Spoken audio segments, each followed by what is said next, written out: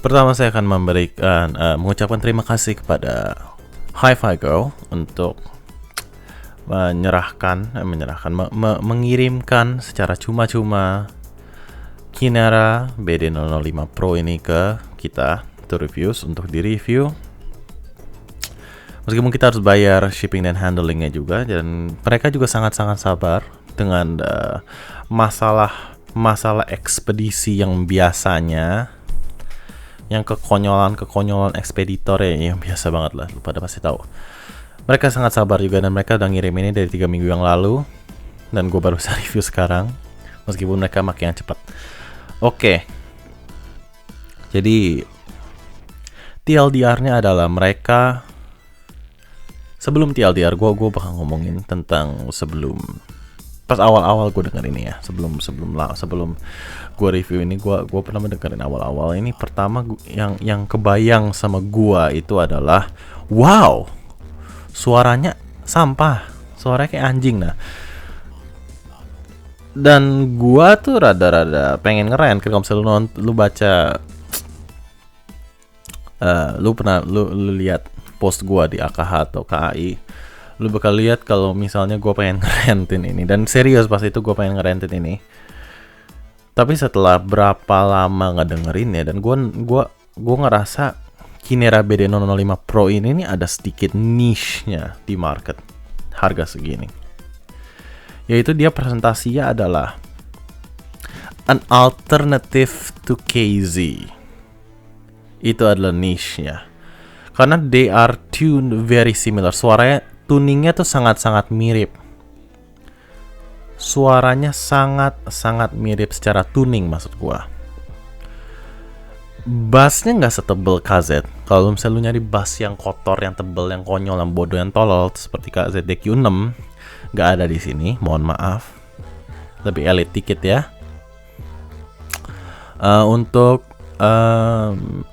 Tapi dia ngikutin rumus upper mid range and treble yang mirip dengan KZ, seperti ZS10 Pro yang begini, yang 2, 4, 8. Nah itu tuh rumus ini nih ya, 2 kHz, 4 kHz, 8 kHz nih diikutin oleh Kinera ini. Walaupun sebagian dari 2 kHz dipindahin ke 8 kHz, jadi agak sedikit sibilan di sini.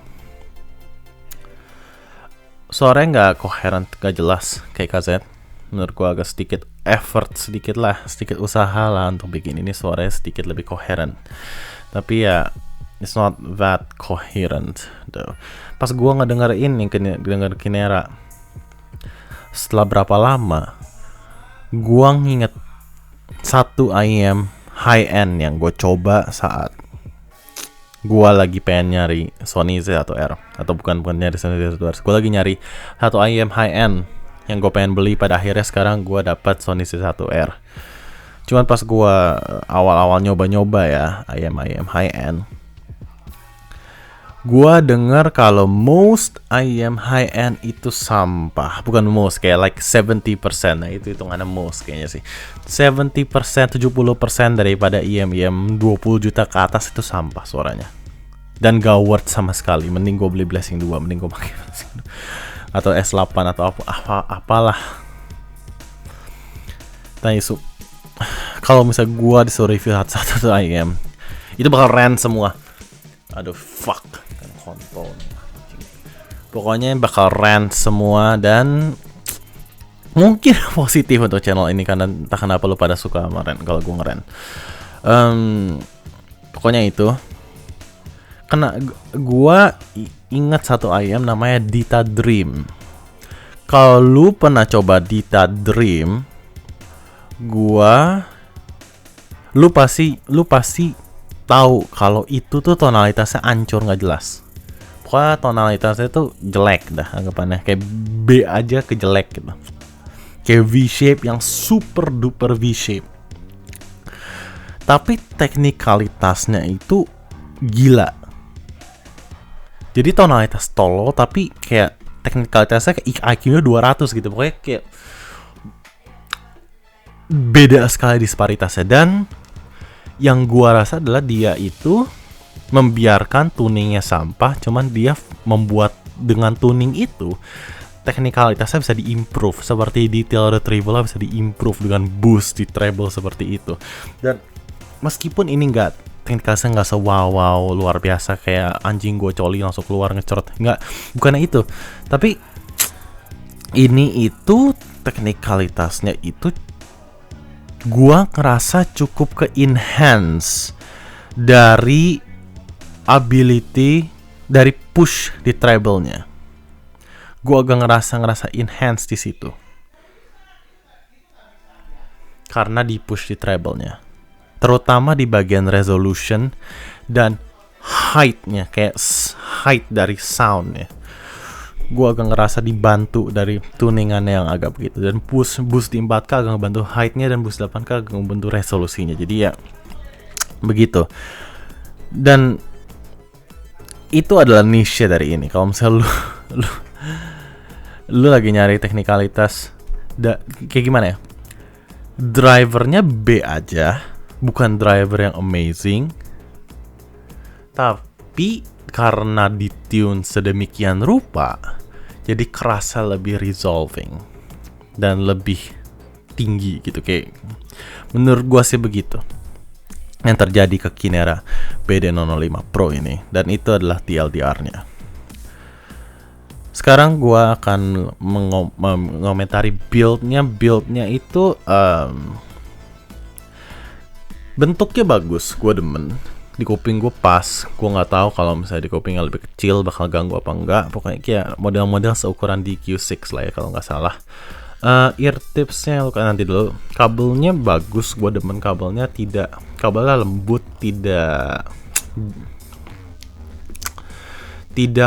gimana ya, tidak kayak lu kerasa kayak kabel-kabel nggak jelas gitulah. Ya, bukan kayak kabel-kabel blonde gitu. Oke lah, meskipun ini gara-gara tadi ini pas gue record video yang Inggris nih, gue pelintir akhirnya begini. Begitu. Untuk boxnya lo dapet ini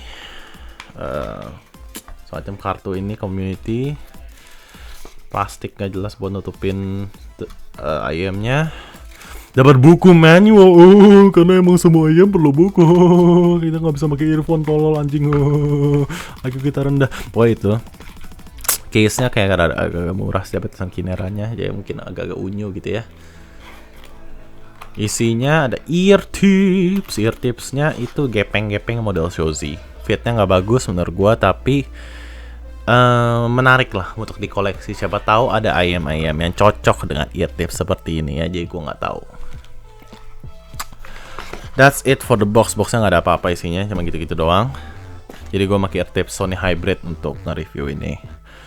Untuk pembagian trifectanya ya, kita ke base-nya menurut gue nggak gitu deep. Meskipun lu nggak akan ngerasa kalau base ini agak boosted, lu bakal ngerasa kalau base ada sedikit boost di sana. Tapi the hits, the dynamics are not that good. Kayak the punch is not that good. Kayak the texture kinda agak-agak kerasa impact dari lack of dynamics gitu. Jadi kayak gue ngerasa base ini kurang solid, kurang book gitu lah, kurang kerasa lah, kurang nyos gitu lah. Pokoknya itulah ya, bassnya tuh agak begitu.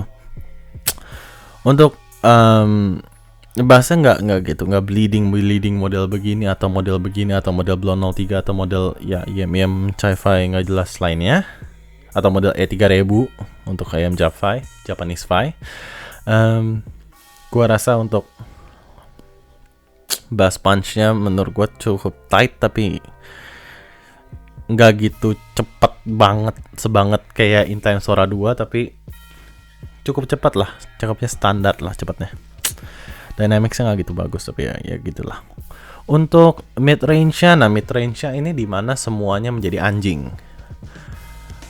Suara male vocals agak kerasa di posisi yang tepat, tapi kerasa hollow, kerasa kayak kopong gitu ya, anggapannya biasa orang kalau mau earbud bass kopong pokoknya. Ini nih suara mid range male vocals agak-agak kopong menurut gua. Dan female vocalsnya sangat dekat, maksud gue sangat dekat lah, sangat dekat ya. Jadi kalau misalnya lu anggapan ini panggung ya, Nanti ada drummer di sini, ada gitar di sini, ada vokal di sini. Bukan vokal sini, sorry. Ada yang main bass lah di mana dan macam-macam. Nah, vokalnya itu barengan sama penonton. Jadi vokalnya tuh nggak di panggung lagi, nempel sama penonton. Nah, itu rasanya vokalnya sedekat dan semaju itu, terutama ya untuk female vocals. Jadi vokalnya tuh di sini nih, bukan di panggung lagi, udah turun dia nyampe situ. Nah, itulah yang terjadi. Instrumen-instrumennya agak ngerasa, meskipun dia nggak gitu mundur, tapi karena vokalnya terlalu maju, jadi semua kerasa agak mundur. Jadi, ya gitulah. Kenapa ini gue bawa ke sini ya? Jadi, dan kalau misalnya gue denger lagu-lagu model-model Chantal Chamberlain, Temptation, albumnya itu albumnya bagus menurut gue, sangat bagus. Gue agak ngerasa vokalnya sangat-sangat maju, dan lu bakal ngerasa kalau vokalnya sangat-sangat maju. Kalau misalnya lu demen vokal yang sangat-sangat maju, mungkin lo demen ini, mungkin juga enggak, cuman mungkin juga iya. Jadi ya itu, dan gue enggak. Untuk treble-nya gue bilang boosted, kadang sibilan, treble-nya agak sibilan. Karena boost di 8K, dia memberikan sedikit resolusi, bantuan sedikit makro detailnya dibantu di sini. Jadi suara-suara terasa lebih define, terasa lebih utuh, ya. Tapi kadang-kadang bisa jadi sibilan, kadang-kadang bisa menjadi harsh. Nggak harsh secara kasar, grainy begitu ya, model-model mungkin gue bilang sedikit di Blonde 01, nggak ataupun Tinte 2. Tapi lebih ke kasar, secara kasar lu ditampar gitu. Kayak agak sibilan gitu lah anggapannya. I guess that's it mungkin untuk ini. Upper treble-nya agak-agak kurang menurut gua, kurang boosted. Jadi ada tapi not very, like you would notice, lu bakal nyadar kalau ini ada roll off yang cukup cepat ya. Gua rasa kurang banget untuk upper treble-nya. Untuk technicality menurut gue tadi gue bilang secara tuning itu, tonalitas secara tuning, karena tuningnya rada-rada anjing, jadi tonalitas itu rada-rada anjing ikutan. Timbre representation meskipun resolusinya bagus, tapi tonalitinya sampah, jadi semuanya sampah. Untuk koherensinya, gue bisa cukup membedain kedua driver yang ada di sini karena BA-nya sangat BA. Dia meskipun dinamiknya tidak sangat dynamic, tapi BA-nya sangat-sangat BA. Lu bakal ngedengerin ada semacam smearing daripada timbre BA yang seperti itu. Dan gimana ya? Agak sulit sih menjelaskan timbre dari BA itu. Cuman kalau lu tahu what BA really BA sounds like, really BA sounds like this.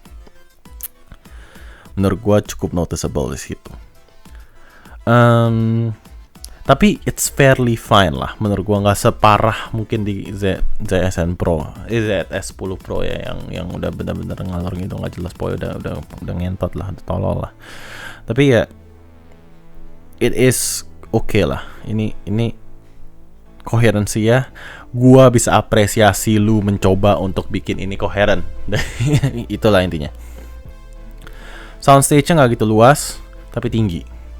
Jadi mungkin 4K-nya itu tuh agak-agak ngebikin, karena vokalnya kerasa lebih gitu, jadi kayak agak-agak tinggi gitu ya di presentasinya. Meskipun secara luas dan secara depth itu agak-agak ya average lah, sedang lah. Imaging juga standar. Ya gitu, gimana amat. Transientnya ya lumayan beda antara BA dan dynamicnya. Meskipun dynamicnya tuh tidak yang sangat lambat attack-nya, decay-nya standar lah. Gue nggak bisa bilang dia terlalu lambat juga, tapi ya lacking in dynamics dan texture juga di sini bawah.